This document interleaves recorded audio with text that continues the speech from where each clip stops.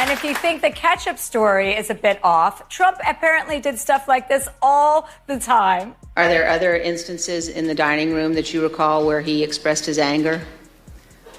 There were several times throughout my tenure with the Chief of Staff that I was aware of him either throwing dishes or flipping the tablecloth. But those were just his play dates with Rudy Giuliani. It's possible that this guy beats every other golfer every year. Oh, shake it. Oh my God, I got that on video. Great shot, Mr. President. Another hole-in-one. Imagine Trump waking up expecting a normal day of self-praise and fast food, only to find Chelsea Handler and Jimmy Kimmel tag-teaming him on live TV like they've been plotting this roast session for years. No warm-up, no warning, just a precision-guided smackdown straight to his ego. Chelsea throws the first punch, Kimmel follows with a knockout, and somewhere Mar-a-Lago staff are on ketchup cleanup duty because Trump's meltdown is off the charts. Forget polite critiques. This was a full-on comedic ambush, and Trump never saw it coming. His free hand to lunge towards Bobby Angle, and when Mr. Renato had recounted this story to me, he had motioned towards his clavicles. That is no way to treat a Secret Service agent. That is how you treat a contestant in the dressing room at the Miss Universe pageant.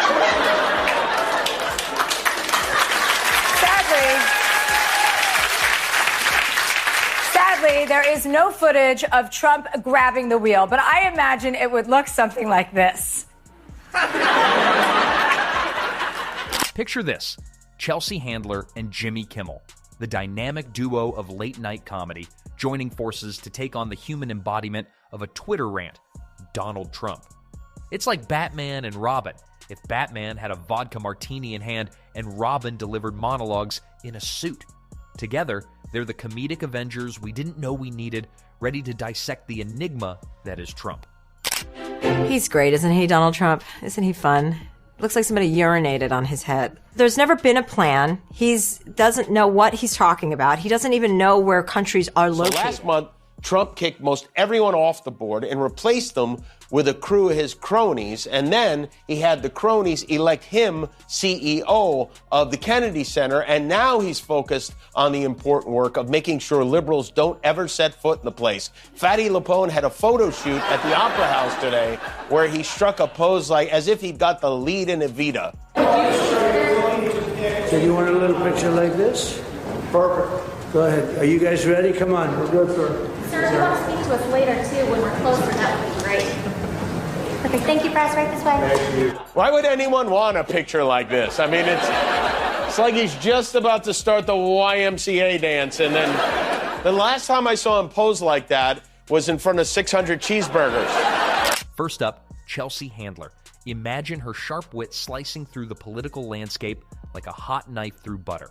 She's the kind of comedian who doesn't just roast you, she slow cooks you over a spit while sipping on a cocktail, narrating your demise with a smile. Handler's never been one to shy away from controversy, often diving headfirst into the deep end of political satire. Remember when she suggested that the worst thing Melania ever did was say yes to a proposal from Trump? Classic Handler, turning a simple statement into a mic drop moment.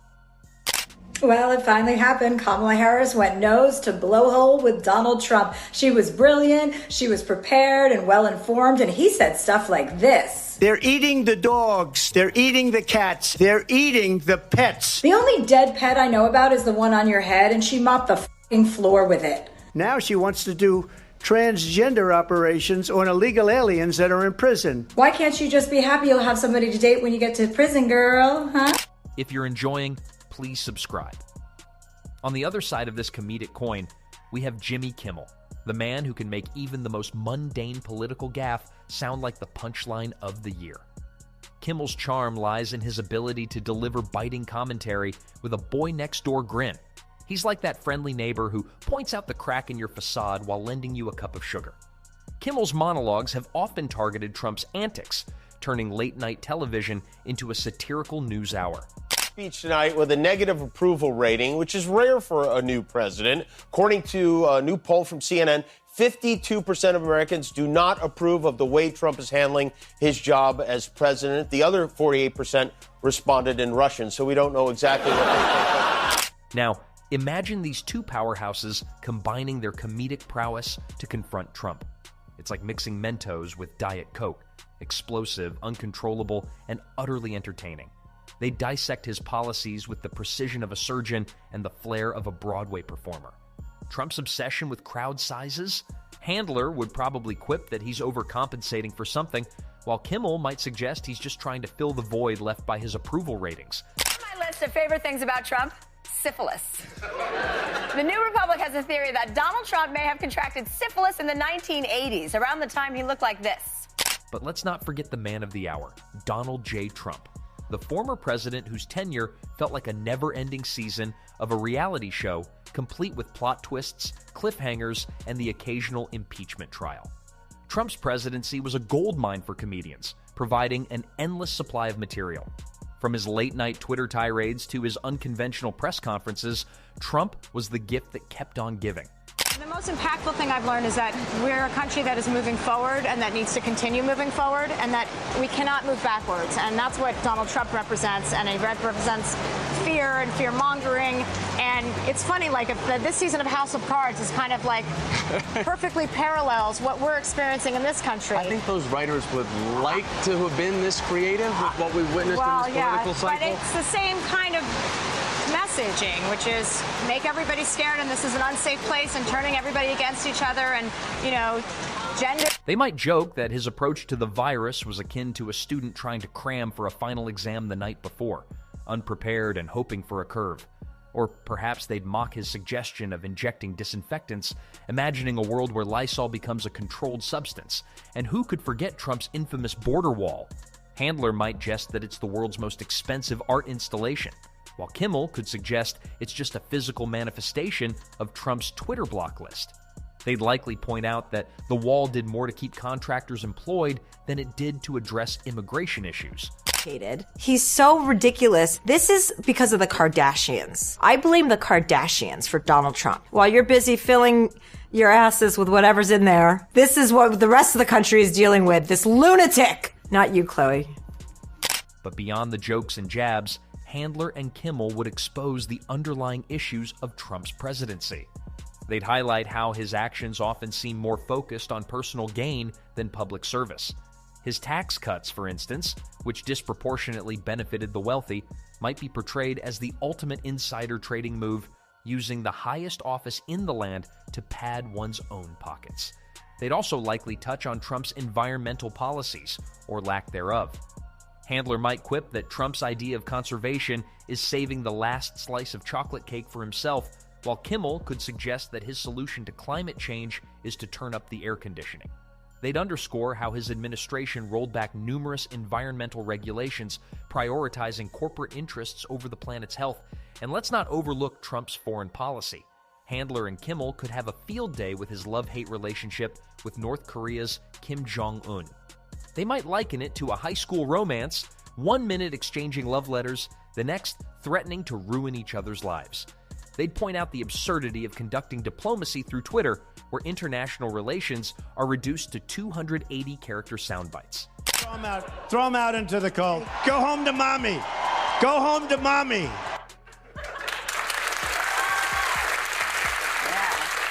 Good job. Trump told Bannon and Kushner, if they don't take care of this, he will, which means he's going to go golfing and let someone else figure it out. In their comedic takedown, Handler and Kimmel would also address Trump's assault on the media. They'd mock his fake news mantra, suggesting that his definition of fake news is any story that doesn't include a flattering photo of him. They'd highlight how his constant attacks on journalists undermine the free press, a cornerstone of democracy. But perhaps the most biting commentary would be reserved for Trump's handling of social justice issues. Handler might point out that Trump's idea of supporting the black community was posing with a Bible in front of a church, while Kimmel could suggest that his understanding of police reform is limited to reruns of Law and Order. They'd emphasize how his rhetoric often inflamed tensions rather than soothing them, as the dream team of satire, Handler, and Kimmel would use their platform to not only entertain, but also inform. They'd remind us that while it's easy to laugh at the absurdity, it's crucial to recognize the real-world implications of Trump's actions. They'd encourage viewers to stay engaged, to question authority, and to never lose sight of the values that truly make America great.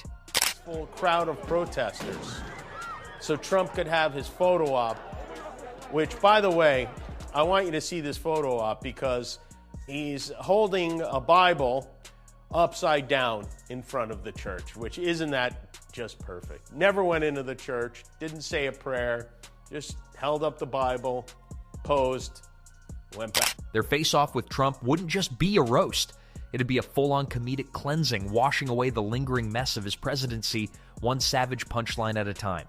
Every jab, every perfectly delivered burn would feel like ripping down the gaudy wallpaper he left behind, letting the country breathe again. They wouldn't need to shout, just drop truths so sharp and hilarious that the whole nation exhales, remembers the chaos, and laughs it out. Because sometimes the only way to process the absurdity is to laugh so hard you can't possibly forget. So here's to Chelsea Handler and Jimmy Kimmel, the comedic duo we didn't know we needed but are grateful to have.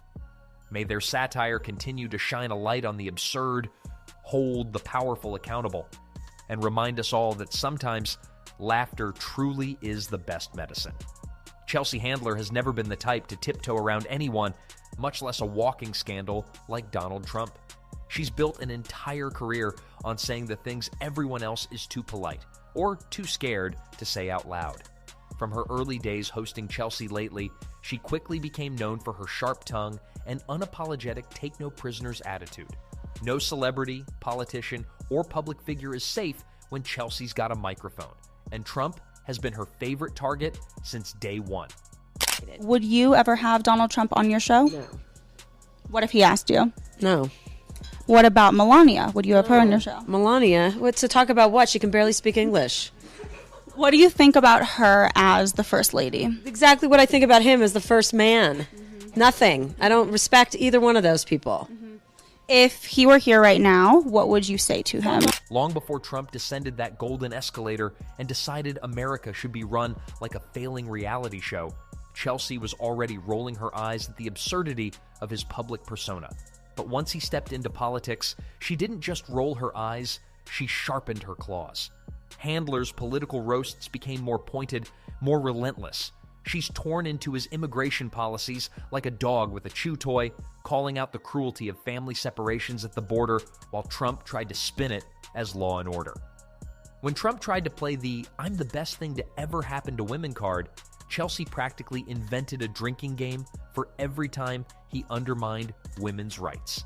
She's marched, rallied, and used her platform to advocate for reproductive freedom, healthcare access, and gender equality. Everything Trump seemed hell-bent on unraveling. The contrast couldn't be more obvious. While Trump posed for awkward photo ops, Chelsea was on the front lines, making sure his sexist, outdated policies were dragged into the spotlight and mocked accordingly.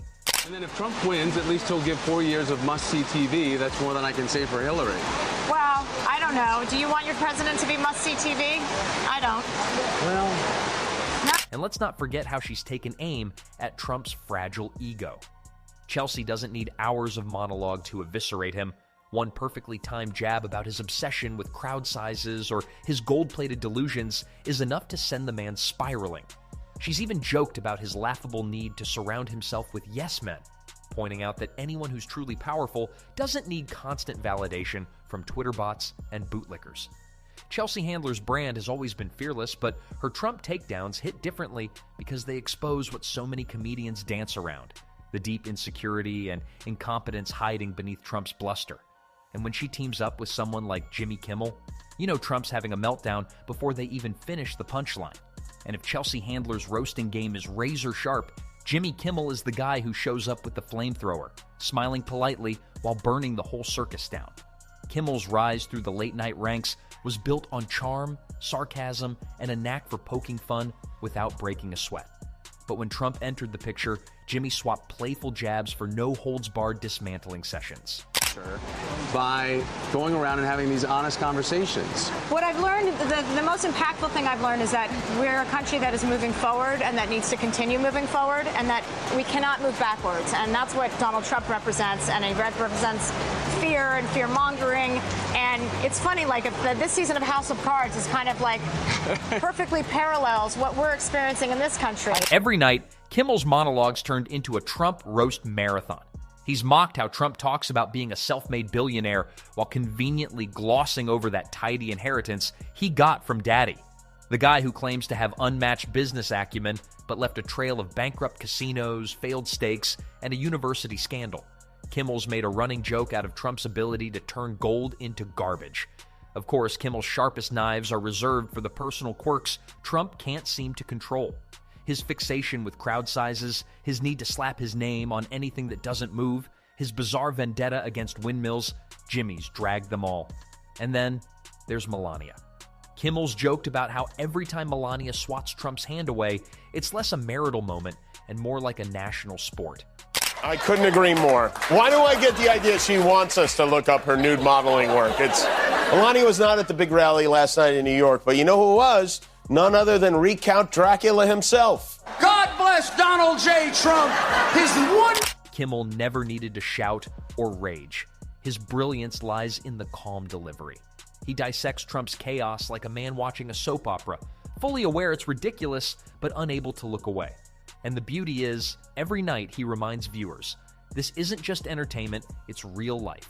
And Trump's in charge of it like an unsupervised toddler with a lighter. So when Kimmel and Handler team up, it's not just late night content, it's the roast Trump didn't know he desperately deserved. Want me to roll into the Trump disaster section next? Somewhere in Mar-a-Lago, Trump's thumbs are rage slamming his phone, firing off typo-riddled Truth Social rants at 2 a.m. He's tossing out classics like Washed Up, Nobodies, and Fake, while staffers quietly remove ketchup bottles, knowing full well Chelsea and Jimmy just triggered another presidential meltdown of epic proportions. He said, look, democracy's messy. Yeah. This is it. And, we've sat with our colleagues and they casually refer to conventions past. They're like, you think this is bad? You should have seen back in, 76. You should have seen this back. So what do you make of our messy democracy then? Well, nothing's messier than Donald Trump. That's a hot mess situation. That's hotmess.com. We can never, we're going to move backwards. That's not an option. Trump's entire existence is basically a comedian's cheat code. He's the punchline factory that never closes, the walking headline who can't resist stepping on his own rake.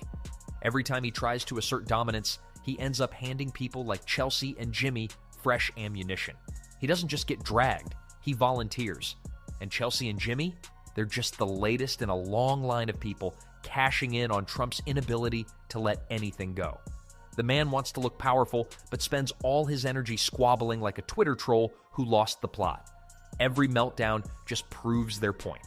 Every rant writes the next punchline, and the cycle keeps spinning because Trump's greatest enemy isn't comedians. It's his own desperate need to always be center stage, no matter how ridiculous he looks.